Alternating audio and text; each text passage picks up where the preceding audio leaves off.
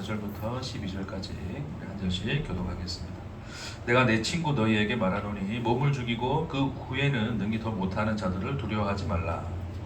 마땅히 두려워할 자를 내가 너희에게 보이리니 곧 죽은 후에 또한 지옥에 던져 넣은 권세 있는 그를 두려워하라. 내가 참으로 너희에게 이르노니 그를 두려워하라. 참새 5마리가 두 아사리온에 팔리는 것이 아니냐. 그러나 하나님 앞에는 그 하나도 잊어버리는 바 되지 아니하는도다. 너희에게는 심지어 머리털까지도 다 세신 바 되었나니 두려워하지 말라. 너희는 많은 참새보다 더 귀하니라. 내가 또한 너희에게 말하노니 누구든지 사람 앞에서 나를 시인하면 인자도 하나님의 사자들 앞에서 그를 시인할 것이요. 사람 앞에서 나를 부인하는 자는 하나님의 사자들 앞에서 부인을 당하리라. 누구든지 말로 인자를 거역하면 사하심을 받으려니와 성령을 모독하는 자는 사하심을 받지 못하리라. 사람이 너희를 회당이나 운전이나 권세 있는 자 앞에 걸고 어떻게 무엇으로 대답할 무엇을 말할까 염려하지 말라. 마땅히 할 말을 성령이 곧 그때에 너희에게 가르치시리라 하시니라. 아멘. 예, 오늘 말씀은 이제 또 지난주에 이어서 하나님 이제 그 예수를 이제 사람들 앞에서 이제 시인하는 이제 그 문제에 대해서 이제 좀 말씀을 이렇게 우리에게 주시고 계십니다. 우리가 전체 읽었기 때문에 간단하게만 요약하면 지금 이 말씀을 이제 듣는 대상은 제자들이거든요. 제자들. 그리고 앞장에 보면 이제 많은 이제 예수님이 이제 바리새인들에 대한 어떤 이제 소위 이제 바리새인 듣기에는 이제 모독스러운 말들을 하시죠. 그렇죠? 이 외식하는 자들, 이 거짓쟁이들 아마 그러면서 예수님이 이제 바리새인들이 듣기에 어떤 모독을 당할 만한 말씀을 하시니까 수많은 사람들이 이제 바리새인들이 예수님을 채잡고자 모였어요. 이제 그런 상황에서 이제 예수님이 쭉 이어서 하시는 말씀인데 지난주는 이제 바리새인들의 외식에 대한 이야기를 하셨고 오늘 이제 이어서 하시는 말이 두려워하지 말라는 이제 그 얘기를 하시는 거죠. 그러니까 지금 이제 이 제자들에게 이런 말을 하는 이유가 뭘까요, 여러분? 이유가 그러니까 지금 이 말을 듣는 대상이 제자들인데 예수님이 지금 바리새인들에 의해 지금 이제 핍박을 당하시는 거죠. 그리고 앞으로 이제 또 이제 특히 또 이 복음서는 또 교회 예수님 이후에 이제 교회가 형성되어지고 그 교회라는 상황 안에서 쓰여진 거기 때문에 이제 외부 세력으로부터 핍박당하는 교회에 대해 하는 얘기겠죠. 그러니까 많은 사람들이 너희가 나를 믿는 예수를 믿는 예수를 시인하는 문제 때문에 너희를 이제 책잡고 너희를 핍박하고 죽이기까지 할 것이다. 그러나 그때라도 뭐 하지 마라, 두려워하지 말라라는 이제 내용으로서 우리에게 주고 있는 말씀임을 좀 기억해야 할 필요가 있을 것 같습니다. 그래서 오늘 이제 12절에도 보면 결국 너희가 이제 사람들에게 끌려가서 신문을 당할 건데 그때 무슨 말을 할지를 염려를 하지 마라. 그때 성령께서 너희에게 할 말을 주실 것이다 라고까지 하시면서 예수님이 어떤 그런 상황이 벌어질 때 두려워하지 말 것을 이야기합니다. 그래서 어떤 핵심적인 한 구절을 꼽자면 이제 이 말이 우리가 잘 아는 말이죠. 8절에 보면 내가 또한 너희에게 말하노니 누구든지 사람 앞에서 나를 시인하면 인자도 하나님의 사자들 앞에서 그를 시인할 것이요 사람들 앞에서 나를 부인하는 자는 하나님의 사자들 앞에서 부인을 당하리라. 이 말이죠. 그러니까 너희가 사람들 앞에서 나를 시인하면 나도 너희를 시인할 것이고 너희가 만약 사람들 앞에서 나를 부인하면 나도 너희를 뭐 할 것이다? 부인할 것이다. 이제 이런 얘기를 하시는 거죠. 그러니까 앞절에 이제 어떤 내용이 있었냐면 이제 사람들이 너희를 핍박하고 죽이기까지 할 건데 너희 몸을 죽이는 사람을 두려워하지 말고, 그렇죠? 뭐까지 몸뿐만 아니라 영혼까지 지옥에 넣을 수 있는 권세를 가진 그 누구십니까? 하나님이죠, 그렇죠? 하나님을 두려워하라라는 이야기를 하면서 이제 조금 이제 그 이야기를 하고 계신 거예요. 우리 이 이야기 듣다 보면 이제 어떤 생각이 듭니까, 여러분? 마음속에 결의가 다져집니까? 이 세상 어떤 누구가 와서 나를 핍박하고 예수를 부인하라고 한다 하더라도 나는 예수를 부인하겠다, 안 하겠다? 안 하겠다, 이제 이런 마음이 드는 거죠, 그렇죠? 그것을 이제 역사적으로 이제 잘 하신 분들이 있죠. 그렇죠? 누굽니까? 로마의 핍박 아래서 그 핍박에 의하여 죽임을 당하며 순교를 당했던 이제 우리 초대 교회의 어떤 이 많은 성도들이겠고, 그렇죠? 그리고 또 수많은 또 역사의 상황들을 보면 어떤 진리를 지키기 위해서 자기 목숨까지도 아낌없이 내어줬던, 그렇죠? 마르틴 루터라든지 뭐 기타 등등의 어떤 이런 여러 사람들을 생각해 볼 수 있겠고, 또 우리나라도 있죠. 우리나라 하면 기억나시는 분 계십니까?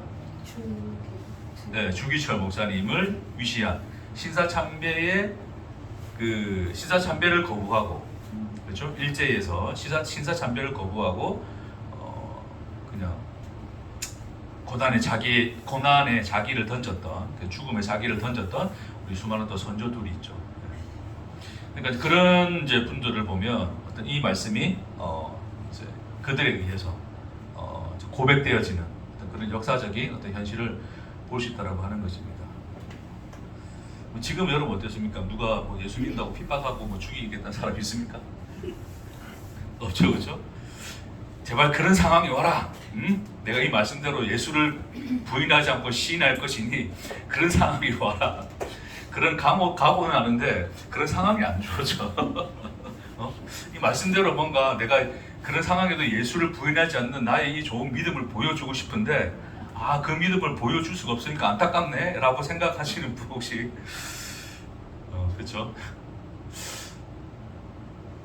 근데 한번 잘 생각해 봅시다 여러분. 진짜로 갑자기 진짜 칼을 들이대고, 그러니까 그 예전에도 이제 그런 사건이 있었죠. 미국에서 총기 가지고 이제 어떤 어린애한테 뭐 이렇게 머리에다 총 대고 너 예수님 믿냐 안 믿냐 했을 때 아이가 나는 예수님 믿습니다 했는데 이제 총을 쏴가지고 애가 죽었던 어떤 그런 이제 사건들도 있었죠, 그렇죠? 근데 만약에 또 그런 상황에 놓여 진짜 생각해 봅시다 여러분. 실질적으로 그렇죠? 시인하시겠습니까? 부인하시겠습니까?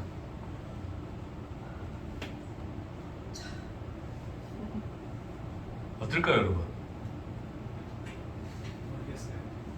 대봐야 알겠죠. 상황에 따라서 그럼 언제 시인하고 언제 부인할까요? 뭔가 내가 좀 제정신이 아니면 좀 시인을 하고 정신을 똑바로 차리고 있으면 부인을 할까? 그렇죠. 사실 상황이 안 주어지니까 모르겠죠, 그렇죠. 근데 그런 상황이 주어진다고 한다면 정말 나는 그렇게 예수를 부인하지 않고 예수를 시인하겠다라는 각오는 누구나 할 수 있으나 어떤 실제적인 어떤 그런 현실에 부딪혔을 때는 우리가 어찌 될지는 우리 권사님 말씀하신 대로 대봐야 알 것 같아요, 그렇죠. 상황에 따라 저도 대봐야 알 것 같아. 어떤 상황에 따라서 시인할 수 있을 것 같고 저랑 부인할 수 있을 것도 같고 이러면 큰일 났네. 그럼 난 지옥 가는 거지 이제. 왜? 내가 부인하면 어떻게 돼요? 네? 지옥 가는 거죠. 왜? 아니 권사님 짤없네 짤없어. 바로 지옥 그냥 바로 지옥행이야. 지옥행. 네가 나를 부인하면 내가 너를 부인하기로 했잖아. 아니하였느냐? 모르겠다는 그러니까 사실 좀 이 본문은 어찌 보면 우리 어떤 그 현실에 지금 우리가 살아가는 현실에 좀 살갑게 와닿지는 않아요. 근데 그 당시 어떤 실질적인 죽음의 위협, 그러니까 지금 우리가 예배 드리는데 이렇게 뭐 스피커 쓰고 하지도 못하고, 그렇죠? 조용한 데서 그냥 조용히 말씀을 나누고 있는 상황인데 밖에서 누가 들어가지고 야 저놈도 예수쟁이다 해가지고 끌어내서 죽이는 현실 앞에 있다고 한다면 이 말씀은 너무나 진짜 이거는 그냥 막 좀 비수같이 꽂혀서 우리에게 여기서 우리의 생사를 가르는 결단을 하게끔 하는 말씀이 되겠지만, 지금 이 말씀 들으면 뭐 어떤 결단도 안 쓰고 그래 예수 내가 부인하겠나, 난 끝까지 예수 믿지라는 어떤 정도의 의미로 이제 지나갈 수 있는 말씀인데, 저는 그냥 좀 그래요. 그래서 이 말씀을 읽으면서 지금 이 본문은 그런 어떤 현실 속에 있는 교회에 대하여 예수가 하신 말씀인데, 그러니까 그 예수가 하신 말씀을 복음서로 지금 기록하고 있는 것인데, 우리가 우리 머릿속에 꽂히는 말은 예수신 하나님을 두려워해야 돼. 왜? 그분은 우리의 영혼까지도 천국과 지옥을 가를 수 있는 분이시니까 그분을 두려워해야 되고, 내가 예수를 시인해야 돼. 끝까지 죽더라도 그렇죠? 어떤 것과도 바꾸지 않고. 왜?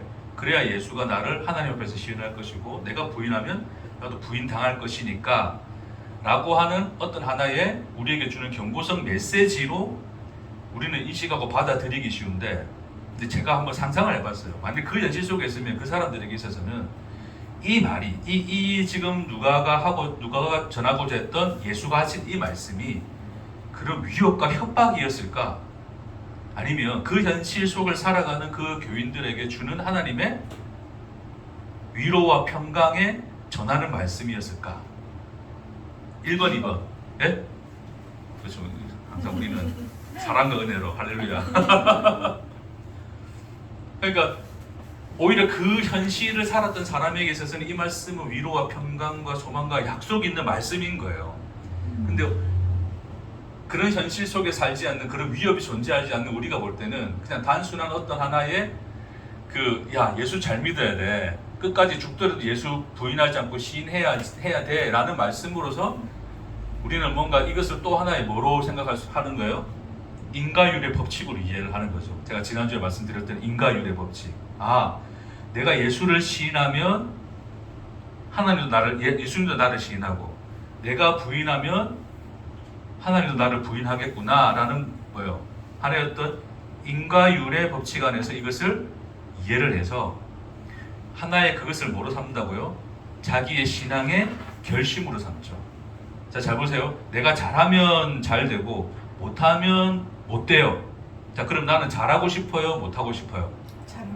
왜? 내가 잘 되고 싶으니까 당연히 잘하고 싶겠죠. 이렇게 잘해야 돼 라고 하는 뭐가 서는 거예요? 마음속에 결심이 서겠죠. 그렇죠? 네? 어떤 신앙의 결심, 다짐 이런 게 선단 말입니다. 그러니까 우리는 그렇게 이해를 해서, 자, 그런 내용으로서 이해를 해서 우리가 받아들여 버리면 우리 마음속에는 뭐가 자리 잡냐면 외식이 자리 잡는다고요. 그 얘기를 하고자 하는 겁니다. 그러니까 바리새인들이 왜 외식이 되었다고요? 저 그거 한번 정리만 할게요. 지난주에 했던 거 잠시만 정리할게요. 자, 여기 바리새인들이에요, 그렇죠? 네. 자, 이 바리새인들은 자기가 나가 뭐가 돼 있다? 원인이 되죠. 원인자가 돼 있는 거. 내가 어떻게 해야지 뭔가의 결과를 만들어낼 수 있는 거죠. 결과. 같은 하나의 결과가 있다 칩시다. 뭐 여기 복이라 칩시다. 예를 들어서 복. 그러면 나는 뭐를 해야 돼? 복을 얻기 위해서 뭐를 해야 돼요? 율법을 순종해야 되죠. 그렇죠? 자, 순종을 하면 그 결과로서 뭐가? 복이 나한테 오게 되는 거죠. 됐죠? 네. 그러니까 사람들은 이 결과라는 복을 얻기 위해서 내가 원인이 되어서 순종을 열심히 할 거야 라는 것으로서 어떤 뭐에 집중할 수밖에 없어요? 순종이라고 하는 내가 원인이 되어서 하는 어떤 행위에 대한 집중을 할 수밖에 없어요. 그쵸? 행위. 왜? 이 행위가 곧 뭐다? 드러난 나기 때문에. 드러난 나다. 그리고 나라는 것이 평가받는 것은, 증명되는 것은 뭐를 통해서? 이런 순종이라는 어떤 행위를 통해서 증명이 되는 거잖아요. 그렇죠? 예. 그러니까 끊임없이 이 바리새인들은 어떤 이 순종의 구체적인 행위들을 만들어내서 그 행위를 함으로써 뭐예요? 하나님의 말씀을 순종하는 나를 하나님과 사람 앞에 뭐 할 수 있다? 증명할 수 있다. 되죠? 그래서 이렇게 드러난 나를 뭐로 인식하냐면 그걸 진짜 나로 인식하는 거예요. 인간들이. 그렇죠? 그러니까 속에서는 정말 지키고 싶은 마음도 없는데, 마음도 이게 마음도 따기보다는 100% 그런 순결한 마음도 아닌데, 마치 나는 하나님의 말씀을 온전히 순종하는 자처럼 뭐 하겠다는 거예요? 행동을 하겠다는 거죠. 그렇죠? 그러니까 예를 들어 생각해보세요. 여러분, 그냥 지금 뭐 여러분 유대인들 생각하고 일요일날 안식일날 에너지를 발생시키면 안 되는 거예요. 그러니까 엘리베이터를 어떻게 해야 돼? 이거 나 집이 10층인데 10층까지 올라가야 돼. 근데 그 사람들이 어떻게 세팅해 놓는다고요? 1층부터 10층까지 이렇게 2층 올라갔다 서고 3층 올라갔다 서고 4층 올라갔다 서고. 이거 아시죠? 그렇죠? 아니, 모르세요? 이거 아시죠? 그러니까 자동적으로 이 엘리베이터가 움직이게끔 만들어 놓은 거예요. 왜냐면 내가 버튼을 누르는 건 뭐가 되는 거예요? 2일 되는 거죠. 2일. 근데 안식일 일을 하면 돼요, 안 돼요? 안 되죠. 그러니까 내가 버튼 누르면 돼요, 안 돼요? 안 되는 거죠. 그러니까 버튼을 내가 안 누르려면 어떻게 해야 돼? 얘가 지가 알아서 자동으로 소개끔 하면 되는 거잖아요, 이게. 그렇죠? 그래서 안식일 전날에 세팅을 해놓는 거예요. 하루 동안은 뭐 하라? 1층 엘리베이터 알아서 가만히 있는데 엘리베이터 알아서 올라갔다가 내려갔다 하는 거예요. 층마다 다 서면서. 그럼 뭐 예를 들어서 난 10층 좀 작고 난 집이 20층 살고 있어. 그럼 나 어떻게 올라가야 될까요? 세팅했는 대로 가야지. 그러니까 1층 내려올 때까지 기다려야 되고 타고 난 뒤에도 2층에서 서고 열리고 닫히고 3층에서 서고 열리고 닫히고 해요. 그렇죠? 됐습니까? 네.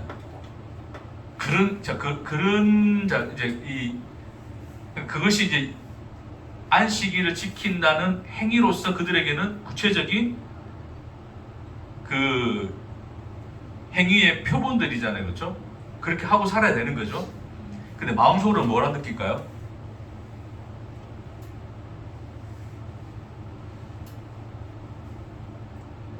원래 그래, 원래 그런 거니까 그래 살아야 되나? 다른 사람들 보면, 다른 외국인들 보면, 그러니까 외국인들은 그냥 알아서 그냥 이렇게 자기가 가고 싶은데 막 누르고 이렇게 하잖아요. 응? 내가 10층 가고 싶으면 10층 누르면 알아서 올라갔다 내려갔다 하는 건데, 근데 얘네들은 막 그런 어떤 생활을 한단 말입니다, 이게. 그럼 그런 거를 보면 자기 마음속에 무슨 생각이 들까요? 예? 안도는 나중에, 그건 결과예요, 결과. 어떤 마음이 드는 거예요, 먼저 1차적으로? 끝날 때는 네? 잡으시. 그러니까 힘들어요, 안 힘들어요? 행복해, 불행해? 네? 나도 그냥 다이렉트로 20층 가고 싶어요? 아니면 이렇게 서고 싶어요? 네? 다이렉트. 다이렉트로 가고 싶죠? 나의 진짜 마음은 다이렉트로 가고 싶은 거예요. 근데 뭘 한다고요? 한층 한층 간다. 네, 그렇게 하면 순종하는 게 아니잖아. 일을 하는 거잖아요, 그렇죠? 그러니까 뭐 해야 돼? 참고 기다리고 그렇게 가는 거예요. 자, 그렇게 하면 뭐예요? 나는 순종한 나죠, 그렇죠? 그것에서 말씀을 지켰죠. 그러니까 안도라고 하는 결과가 오는 거예요.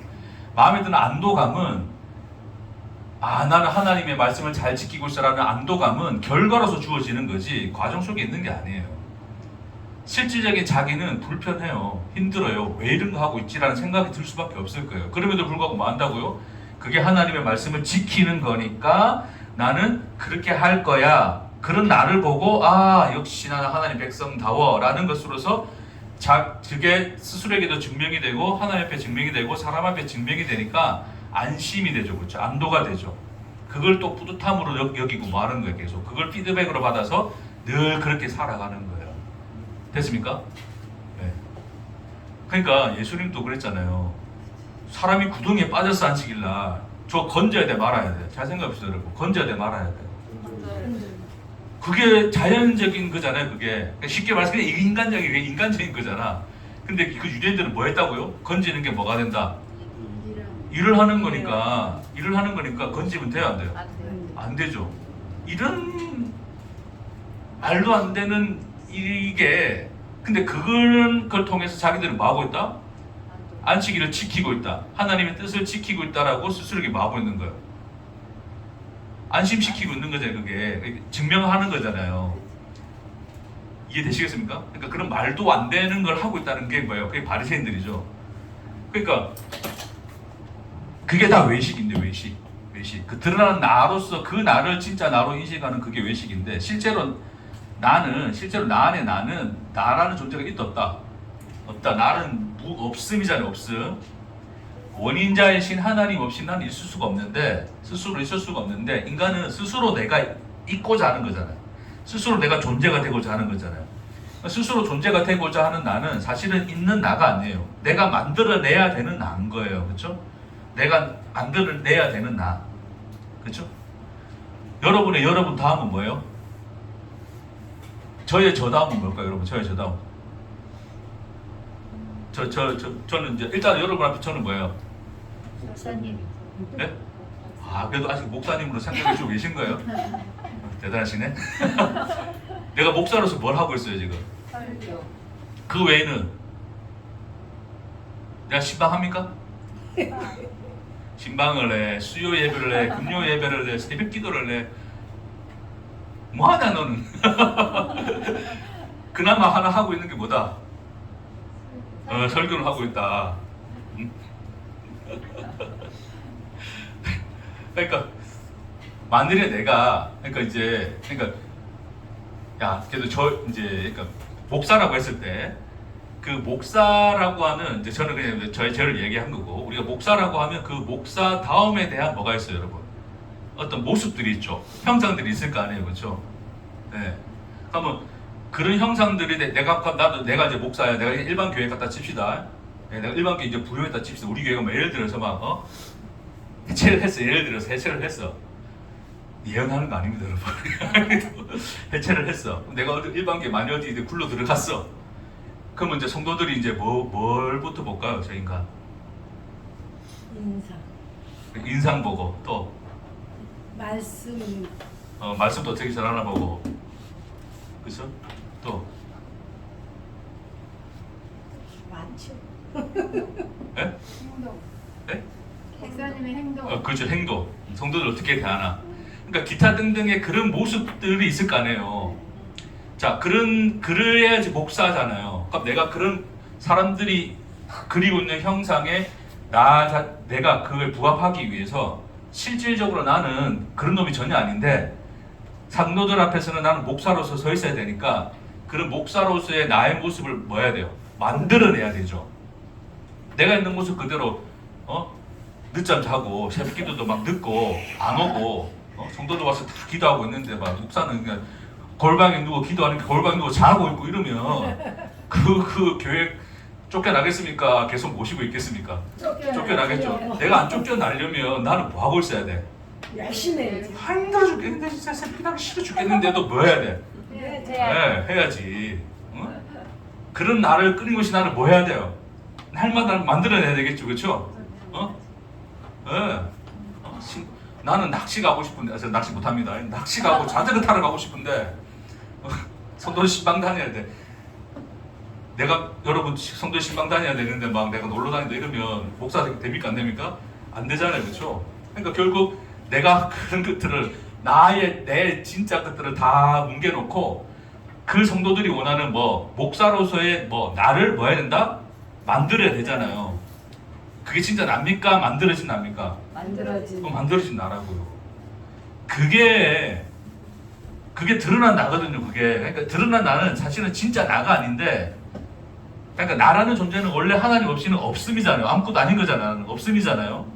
근데 없음이기 때문에 이 내 속에 있는 나를 찾을 수 없으므로 내가 만들어낸 나를 나로 삼고자 하는 거니까 그게 스스로 존재하는 거예요. 그래서 인간들은 끊임없이 내가 목표하는 나의 모습, 나는 이런 사람이야. 나는 그래도 나는 거짓말 안 하고 도덕적이고 양심적이고 목에 칼을 들이대도 예수를 부인하지 않는 신할 수 있는 사람이야 라는 기타 등등의 나의 모습으로 뭐 해야 돼? 나를 만들어내야 되는 거예요. 그렇게 만들어내고 있는 나가 스스로 존재하고 있는 나인 거예요. 그게 이해하시겠습니까? 그래서 이 나는 만들어낸 나래 나, 그렇죠? 끊임없이 나는 만들어내. 그 나를 만들기 위해서 인간은 뭐 하고 있다? 일을 하는 거지. 그러니까 그냥 먹고 살기 위해 하는 그 일 말고 그 율법적 의미로서의 그 일들을 하고 있는 거예요. 끊임없이. 그러니까 안식일 날 안식일을 지킨답시고 그들이 만들어내는 목록대로 열심히 지키고 있는 그들은 결국 그 드러난 나를 만들어내기 위해서 안식일에도 쉰다, 쉬지 못한다. 그러니까 안식일 날 일을 하지 말았잖아요, 하나님이. 근데 그래서 이제 인간들이 일 안 하기 위해서 일 안 하는 것이 무엇일까를 행위의 목록으로 만들어서 열심히 그걸 지켜 행하고 있죠. 근데 결국 그렇게 행하는 것은 야, 나는 하나님을 그렇게 섬기고 있는 사람이야 라고 하는 이 드러난 나를 만들기 위해서 뭐 하고 있다? 일하는 거잖아요. 그러니까 안식이 있는데도 불구하고 지들은 일을 안 하는 것으로서 뭘 하고 있어요? 일을 하고 있다고요. 이해하시겠습니까? 그게 바리새인들의 실체였죠. 예수님이 야 인간들아 구덩이에 사람 빠졌으면 사람 건져줘야지 그 사람을 안 건져주는 그 괴기한 너의 발상은 뭐냐? 그게 너의 실체야. 네가 스스로 존재가 되어서 네가 그 나를 만들고 있는 그래서 나를 위해서 끊임없이 일하고 있는 너의 실체가 바로 그 꼬라지야. 에? 그게 사람을 죽이는 행위고 그렇죠? 그러니까 그 어떤 이런 이 인간들의 실체로 드러난 게 그 실체로 그 실체를 드러내시고 그래서 이 드러난 나를 만들기 위해서 하는 인간들의 모든 행위 자체가 뭐가 된다? 이게 뭐가 된다고 이게 외식이 된다고 외식. 그렇죠? 그게 외식의 행위가 되는 거예요. 됐습니까? 네. 그게 외식의 본질이었죠. 그러니까 오늘 우리가 아까 제가 아까 말씀드렸지만 이 말씀을 읽을 때 자, 우리는 또 어떻게 받아들여요? 이 말씀 속에서 주를 시인하면 주께서도 나를 시인하시고 내가 주를 부인하면 주님도 나를 부인할 것이다 라는 것으로서 내 안에 뭐로 삼아요? 결심으로 삼아내죠. 그렇죠? 결심으로 삼아내죠. 그렇게 결심으로 삼아내는 이것이 결국 우리에게는 뭐로 드러날 것이다? 외식으로, 일이 되고 외식으로 드러나는 거예요. 자 보세요 여러분.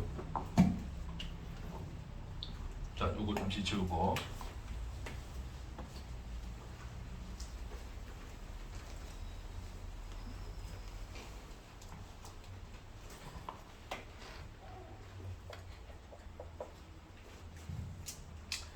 제가 인과율에 대해서 이제 지난주에 이야기했죠.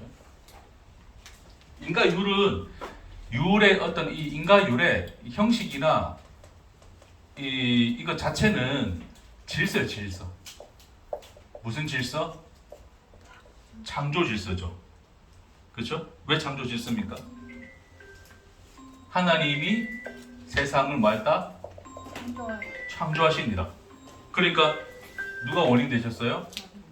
하나님이 원인이 되시고 세상은 뭐로 나타난 거예요?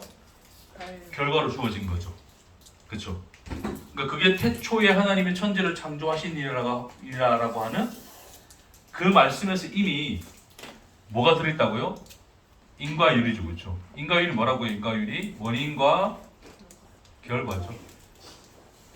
그러니까 원인과 결과라고 하는 원인이 있어야 결과가 있다라고 하는 이제 그 어떤 이 하나의 어떤 형식이 그게 바로 뭐라고요? 그게 인과율인데 우리가 하나님의 창조를 보면 하나님 태초에 하나님이 천지를 창조하시니라. 그러니까 하나님이 원인이 되어서 세상이라는 결과가 주어졌다. 됐죠? 그러니까 하나님의 창조 질서 자체가 뭐다? 인과율의 형태 안에 들어있는 거죠. 그렇죠? 그래서 인과율을 하나님께서 왜 하나님이 창조 질서를 부여했다고요? 하나님과 누구? 너의 관계를 설명하기 위해서 인과율의 질서를 부여한 것이죠. 이 인과율의 질서가 없다면 내가 창조자가 될 수 있고 하나님이 피조물이 될 수 있는 거예요. 왜요? 이거는 누가 원인과 결과 자체가 뒤섞여 있잖아요. 이게 구분이 안 되어지면 뭐가 된다고요? 관계 자체가 설명이 안 되는 거예요. 그러니까 하나님과 우리의 관계를 설명하기 위한 하나님의 창조 질서가 인과율이에요. 인과율 자체는 나쁜 게 아닙니다, 여러분. 이게 나쁜 게 아니에요. 왜 뭐가 문제가 되었다? 우리를 창조하신 하나님이 원인이시고 그 결과로서 너라고 하는 이 대상이 창조되었는데 이 창조의 질서를 깨트리고 인간들이 뭐가 된 거예요? 자기가 뭐가 되었다? 그렇죠. 나가 원인의 자리에 서버린 거죠. 내가 원인이 되어서 뭐라고요? 뭐를 만들어낸다? 결과를 만들어내죠. 내가 원인이 되어서 나라고 하는 그 결과를 만들어내요. 뭐를 통해서? 행위를 통해서. 아까 말했죠. 드러난 나, 만들어낸 나. 내가 원인이 되어서 나라는 결과를 만든다. 됐죠? 그렇죠? 인간들이 끊임없이 야 나는 이런 사람이야 라고 하는 것을 끊임없이 만들어내야 되는 거예요. 됐죠? 그러니까 그런 인간의 그 나라는 이 결과를 만들어내기 위해서 이 드러난 나입니다. 드러난 나. 그러니까 이 인간의 실체는 없음인데 없으니까 나를 인식하기 위해서 나를 만들어내야 되는 거예요. 이해되시겠죠? 그래서 드러난 나를 만들기 위해서 인간은 끊임없이 뭐한다? 만듦이라는 행위를 한다. 나를 만들기 위한 행위를 한다. 근데 이 행위가 다 뭐다? 이게 뭐다? 이게 외식이라고요. 그렇죠? 자, 아까 오늘 본문을 봅시다. 너희가 예수가 그렇게 말했어요. 네가 나를 사람들 앞에 시인하면 나도 너를 시인할 거야. 이래 됐어요. 자, 그러면 어떻게 해야 돼요? 나는 주님을 부인하면 돼, 안 돼? 안 돼. 나는 뭐야? 예수님을 시인해야 돼. 그러면 주님도 나를 시인할 거야 라는 결과를 우리에게 돌려주시는 거죠. 네가 원인이 되면 그러니까 네가 원인이 되어서 나를 시인하면 나도 너를 시인한다는, 그러니까 우리 쉽게 말해서 구원을 얻는다, 천국 간다, 영생 얻는다, 이것을 뭐한다? 결과로 줄게 라는 것을 우리는 인식을 해버리면 끊임없이 나는 예수를 부인하지 않는 칼에 목을 자꾸 이게 주어 복잡하게 목에 칼을 들이대도 예수를 시인하는 나가 될 거야 라는 결심 우리 안에 이걸 삼켜버린다고요. 이렇게 그렇죠. 끌어안아 버리죠. 그래서 어떤 이 말씀을 신앙의 결단으로 이해를 해서 나는 죽어도 예수 부인하지 않을 거야 라는 생각을 해버리는 것 자체가 결국 그 사람에게 있어서는 그것이 뭐로 드러나게 만들 것이다? 외식으로 드러나게 만들 것이다 라가 되는 거예요. 그게 대표적인 예가 뭐냐면 고신입니다. 고신. 제가 오늘 고신을 좀 고신 내가 욕하는 고신 모든 사람들을 제가 싸그리 잡아서 욕하고 하는 게 아니에요. 욕하게 하는 게 아니라 우리가 잘못 이해를 하면 어떤 고신이라는 어떤 잘못된 현상이 나타날 수 있다. 고신이라고 하는 그분들이 제 설교 들을 일은 없겠지만 혹시라도 들어도 너무 열받지 마세요. 듣는 여러분에게 하는 얘기는 아닙니다. 그냥 저는 역사적인 얘기를 하는 거고.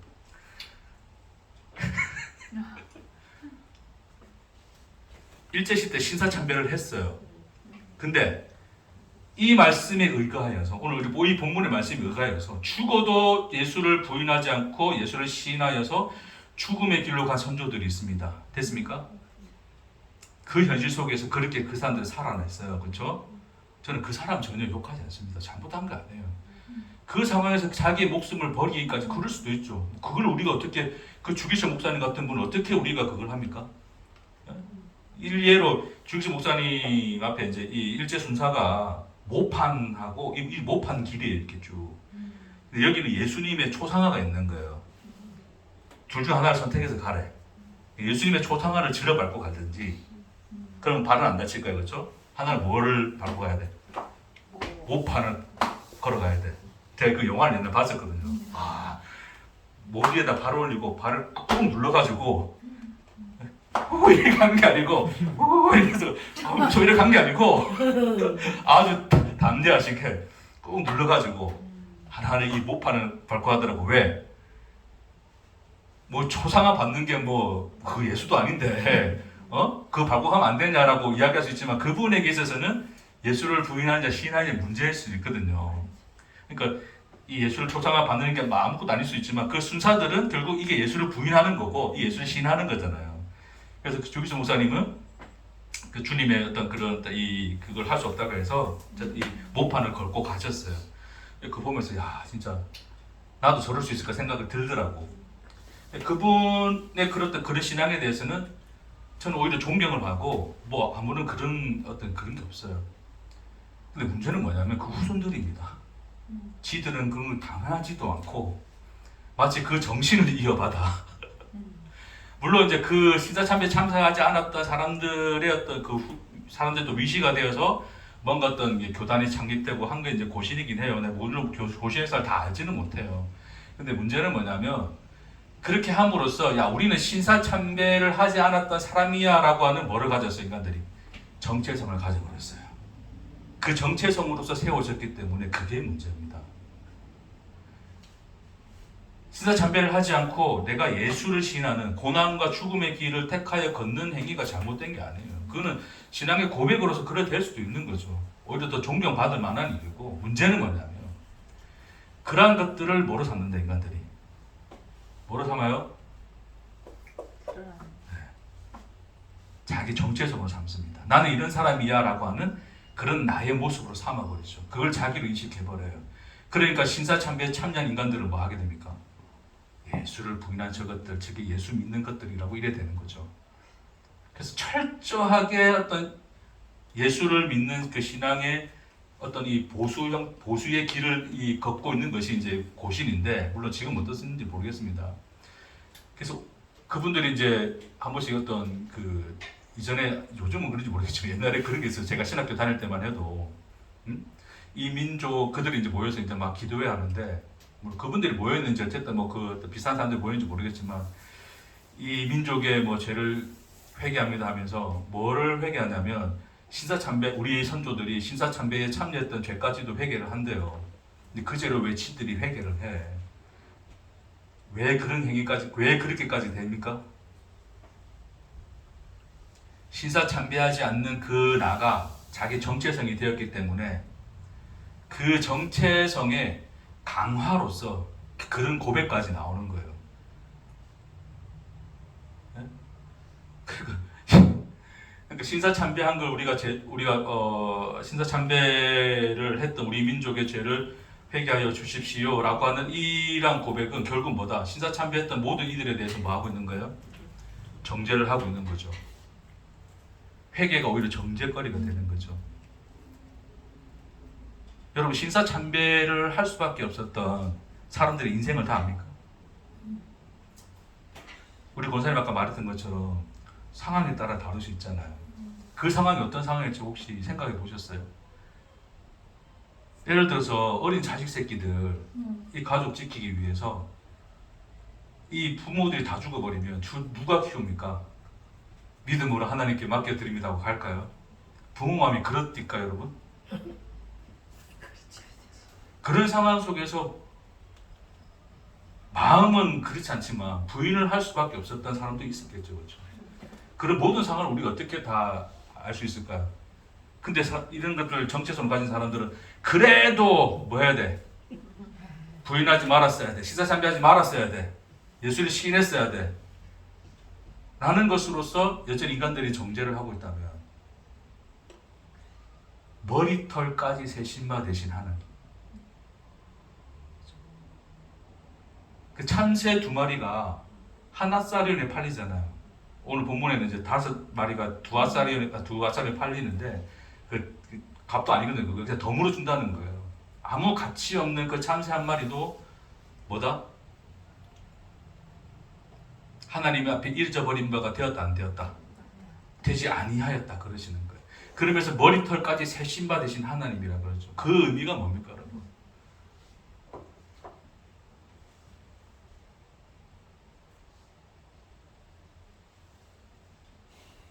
우리가 알지 못하고 세지 못하는 모든 인생의 그 현실을 하나님이 뭐 하신다? 아신다 이야기하는 거죠. 그 얘기 하시는 거예요.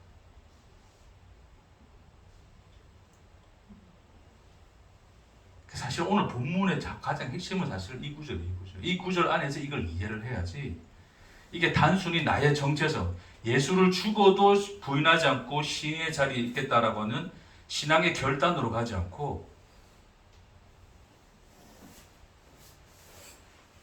우리의 현실 안에 계신 하나님의 은혜와 그 위로와 평강이 우리에게 들려지는 소리, 그 음성으로 들려지는 말씀이라는 거예요. 그러니까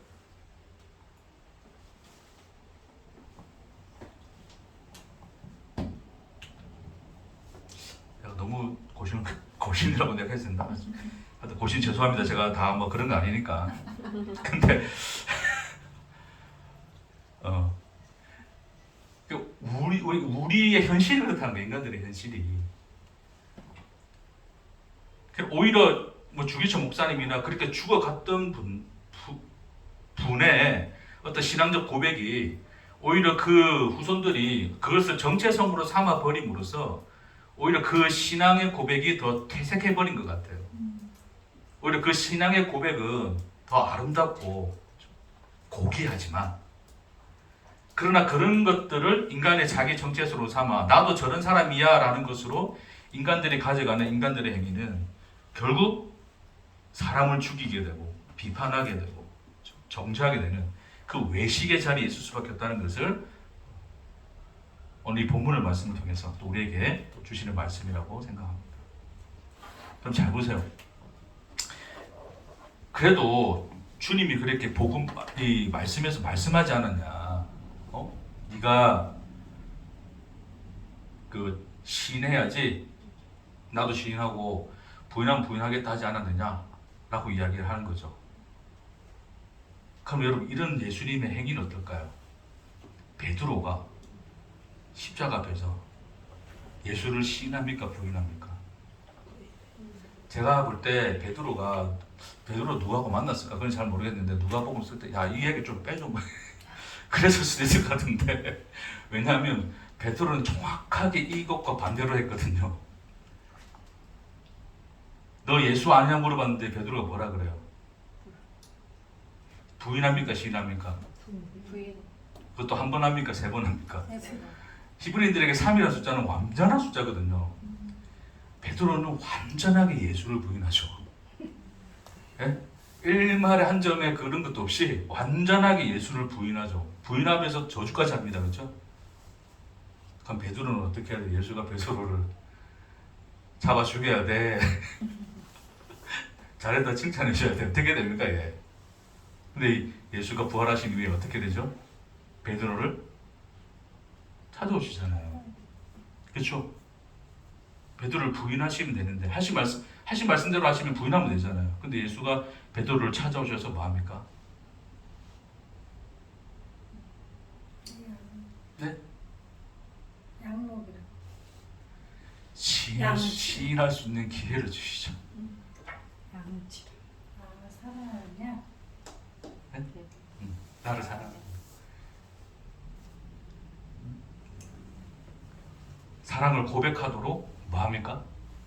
예수 네? 그 기회, 그 자리를 마련해 주시죠. 여러분 이거의 이 종합적인 이야기가 이게 이해가 되십니까? 그러니까 하나님이 누구이시냐에 대한 이해가 없으면 우리는 이 복음서를 읽으면서도 뭐가 될 수 있다? 외식하는 자가 될 수 있다. 그걸 이해하셔야 됩니다. 이 예수가 하신 나를 시인하면 너를 시인할 거고 나도 네가 부인하면 나도 부인할 거야 라는 이 말이 십자가 앞에서는 안 통하더란 말입니다.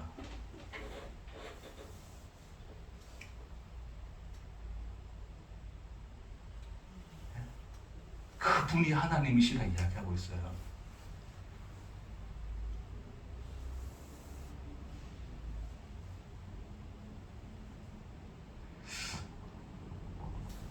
그러니까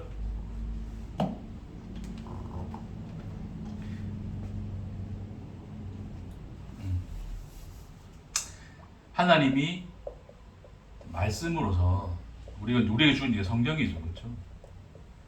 성경으로서 우리에게 이걸 주셨어요. 성경이라고 하는 것은 결국 하나님의 말씀인 것이고 그 말씀은 또 하나님이 우리에게 또 자기를 알리시고 계시하시고 하시는 또 하나님의 음성이시죠, 그렇죠?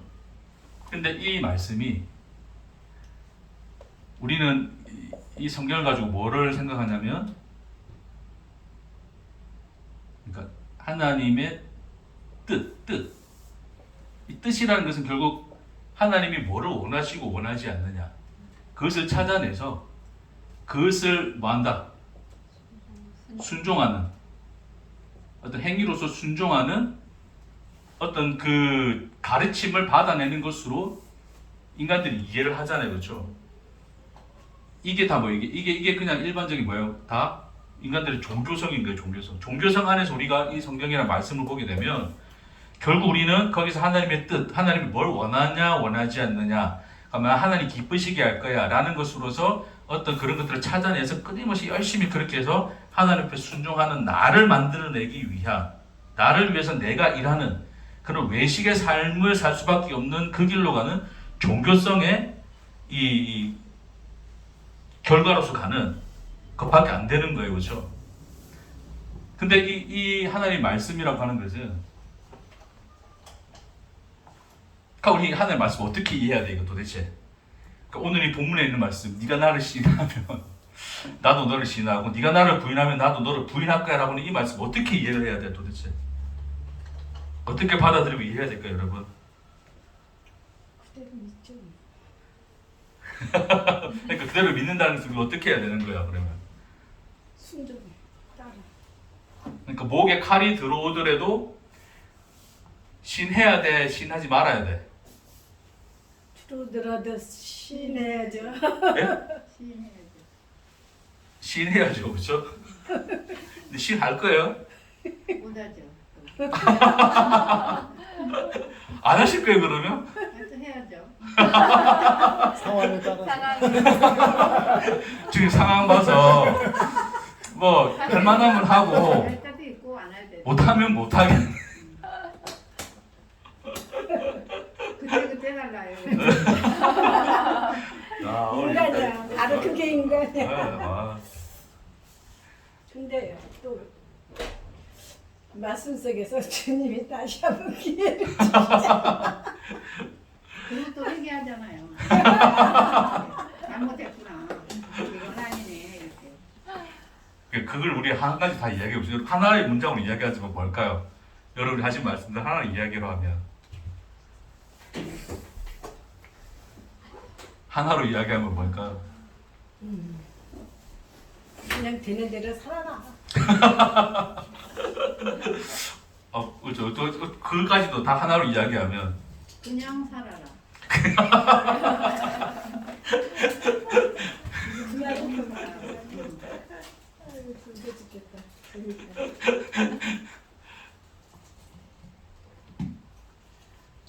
답이 없어요. 또 하고 갈게요, 여러분. 자, 그래서 우리로서는 인간은 본래 스스로 존재가 되고자 하는 자리에 있기 때문에 종교성으로서 이걸 이해할 수밖에 없어요. 그러니까 이걸 찾아내서 이렇게 행하고자 하는 이 모습으로 갈 수밖에 없죠. 그렇죠? 근데 이 하나님의 말씀의 완성이고, 말씀의 완성으로서 하나님이 의를 이루신 하나의 사건으로 주신 게 뭐였어요? 사건을 주신 게 그게 뭐였다? 십자가죠, 십자가. 그러니까 십자가가 하나님의 이 모든 말씀이 우리에게 하나의 현실과 실체로서 나타난 자리예요, 그게. 그렇죠? 그러니까 이것 안에서 뭐를 봐야 돼? 이걸 보도록 하시는 거죠. 이스라엘 백성에게는 이것만 던져줬는데 이걸 던져줬더니 다 이래 갔잖아요. 그게 역사적인 결과였어요. 그렇죠? 근데 예수의 십자가 안에서 이 말씀을 보니 비로소 그 말씀이 우리를 향하신 하나님이 진짜 뜻이 무엇이며 그분의 은혜와 그분의 긍휼과 사랑이 무엇인가를, 그래서 하나님 자신이 우리에 대하여 어떠한 하나님이신가를 나타내 주시는 뭐다? 유일한 길이 되는 거예요. 길. 그래서 십자가를 벗어난 모든 말씀의 해석과 이해는 어디로 갈 수밖에 없다? 외식의 현실, 외식이라는 그 결과로 갈 수밖에 없다. 그러나 십자가 안에서 이해를 하면 뭐다? 그 말씀은 우리를 향하신 하나님의 사랑의 음성이요, 은혜요, 긍휼이시다. 그걸 보여준 것이 베드로였다. 그러니까 베드로는 이 말씀에 의하면 부인을 했으니까 뭐 해야 된다? 얘는 때려 죽여야 돼. 예수 찾아가면 안 돼 이거. 나중에 베드로 고기 잡으러 갔거든요. 예수님 부활했는데도. 그렇죠? 근데 야 베드로 고기 잡으러 간 사이에 다른 제자들 불러 모아서 베드로 없을 때 해도 괜찮은데 굳이 예수가 누굴 찾아갔어요? 베드로를 찾아갔죠. 찾아가서 뭐 하는 거예요? 내가 나를 사랑하네. 다시금 주님을 시인하는 자리로 불러내시죠. 그렇죠? 그럼 우리도 그렇게 할까? 아니. 이제 결론 왔습니다. 그러니까 이 누가복음의 말씀이 십자가 안에서 이해가 되어지지 않으면 베드로 사건을 이해할 수가 없어요. 그렇죠? 십자가의 길로 가고 있는 예수를 부인하고 그것도 3번이나 완전하게 부인한 베드로였으나 주께서 말씀하신 이 말씀조차도 십자가 앞에서는 뭐였더라? 무용지물이 되었더라. 예수는 그 말씀을 잊으시고 누구를 찾아가셨더라? 베드로를 찾아가셨더라. 그 얘기가 되는 거죠. 그분이 누구시다? 하나님이시다를 예수가 베드로를 찾아간 사건 앞에서 하나님 우리에게 보여주는 거예요. 그러니까 십자가 앞에서 이 인간의 모든 이 역사와 현실이 인간들이 찾아낸 그 무엇 진리 뭐 어떤 거라 할지라도 예수의 십자가 앞에서는 뭐가 되는 거예요? 무용지물이 된다고요. 야, 하나님 백성이 이렇게 살아야 돼, 저렇게 살아야 돼, 그게 하나님의 뜻이야. 야, 정말 신앙이라는 것은 이런 거야, 저런 거야. 수많은 책들이 써져 있잖아요, 이 세상에. 그렇죠? 믿음이라 이런 것입니다. 뭐 신앙이라 저런 것입니다. 라는 수많은 책들이 써져 있잖아요. 그런 책들조차도 십자가 앞에서는 뭐다? 무용지물이다. 의미가 없다. 왜요?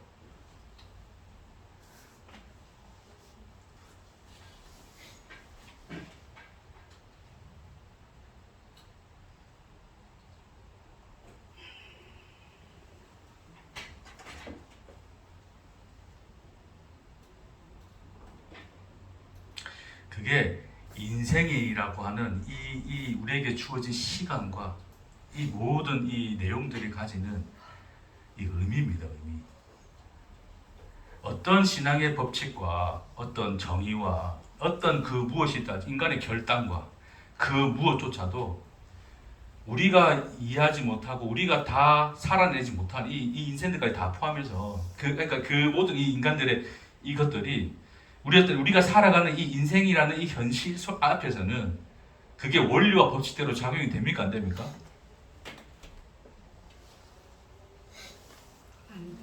안 돼요. 안 된다고요. 예?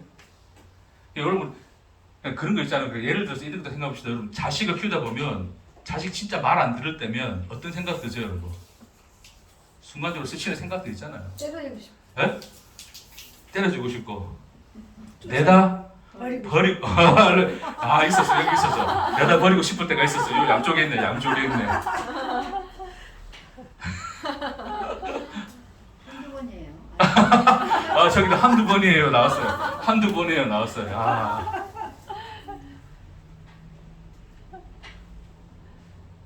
그런데 또 잠시 지나서 생각해 보면 네. 푸는 거죠. 또 품고 하나님이 그 순간순간 들었던 것들이 다 어떻게 돼요? 다 덮어져 있죠. 그게 십자가라고 십자가. 네? 그러니까 우리 인생이라는 현실은 어떤 뭐 한 가지로 이야기되어질 수 있는 게 아니에요. 야 신사참배를 했냐 말았냐 그 따위로 구분할 수 있는 게 인생이 아니라고요. 신사참배한 인생, 신사참배 안 하고 끝까지 신앙 지킨 인생 이 따위로 구분이 안 되어진다고요. 베드로 저 인간 예수를 부인한 인간, 끝까지 예수의 밑에서 십자가 밑에서 예수를 그 자리를 지켰던 요한 뭐 이런 거로 구분 못 시킨다고요.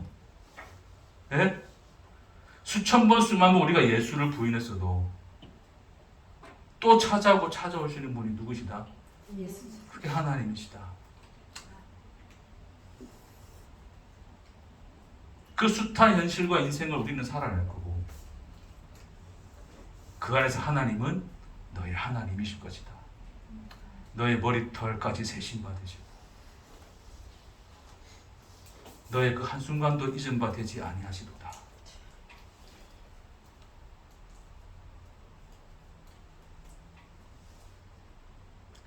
그렇게 하나님이 누구이신가를 사실은 그 현실 앞에 죽음의 현실 앞에 서 있는 교회에 대하여 누가는 복음으로 평강에 전하는 말씀으로 주시는 거예요.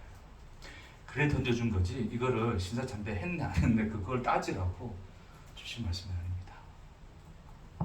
위로하시는 겁니다. 아멘. 하나님이 너희 하나님이시고 너희 곁에 계시고 아멘. 너희를 버리지 아니하시고 너희를 지키시느니라. 혹 네가 죽어도 걱정하지 말아라. 너의 영혼을 내가 지킬 것이고 인도할 것이다.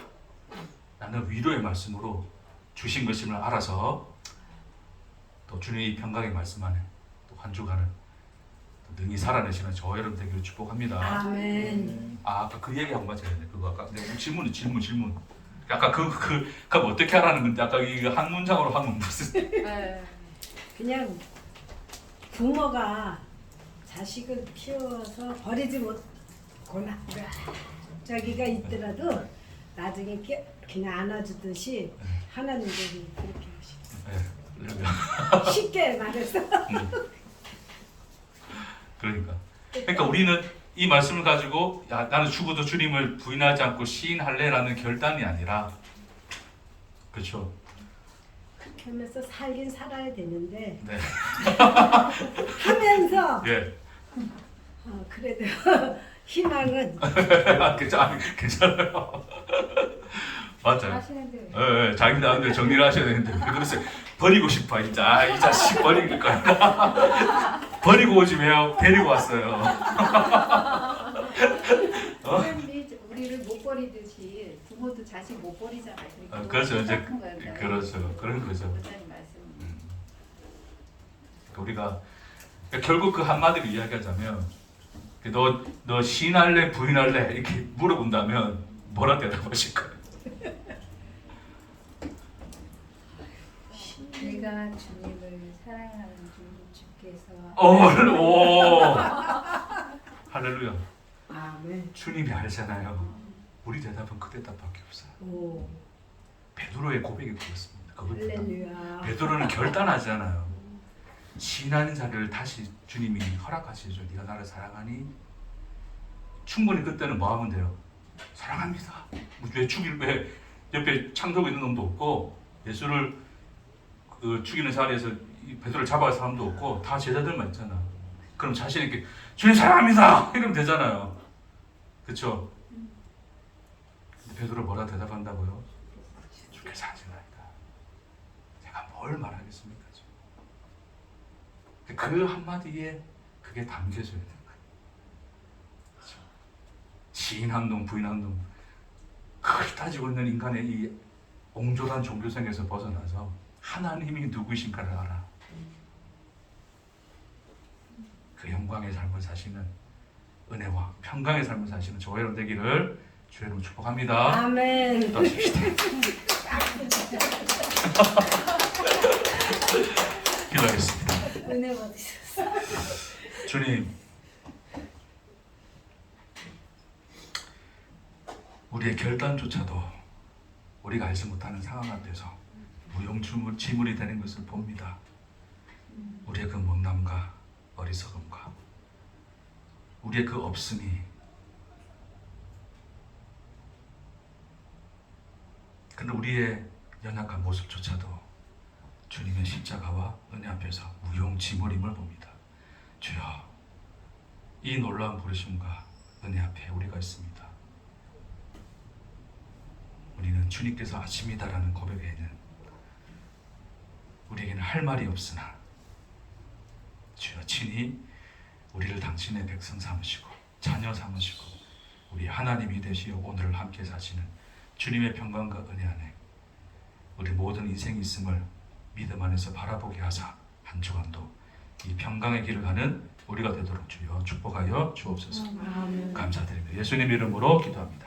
아멘. 수고했습니다.